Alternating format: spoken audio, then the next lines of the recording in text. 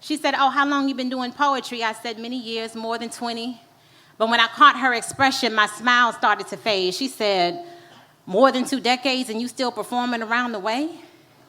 I at least thought you'd been on Broadway or a national stage. My nostrils fled. I shifted in my seat. I adjusted my glasses. I said, what you say to me?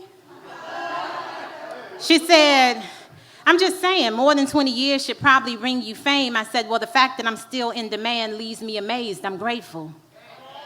I looked at sis again. There was no scales, no sharp talons, but it was a little smoke on her tongue. She was hateful.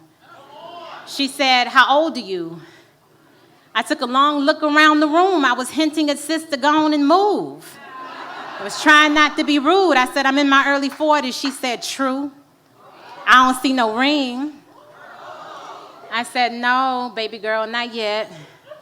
She said, oh, so you ain't meet nobody who wanted to take you off the market? I said, well, of the few men that I dated, there was one I thought I would be with for life, but it didn't work out that way. She said, another independent woman who can't find her Mr. Right. I said, sis, you want to fight? But she laughed at my offense. Instead of falling back, she leaned in. She said, you sitting here like you ain't got no friends. At least tell me you got some kids. I said, I don't have no time for this. My life is beautiful the way that it is. She said, oh, you one of them. I said, one of who, friend? She said, you the type to meet a grim reality with toxic positivity. You sitting there like you never wanted to be mommy or wifey. I said, you're talking to a woman who has a radical acceptance for whatever God has for me. I said, honestly, I'm at peace. And I remembered I didn't even have to be in this woman's vicinity. I started to gather my things up quickly. I said, for the record, I didn't enjoy your company. But since you forced yourself upon me, the least you can do is tell me your name. Sis gonna say same.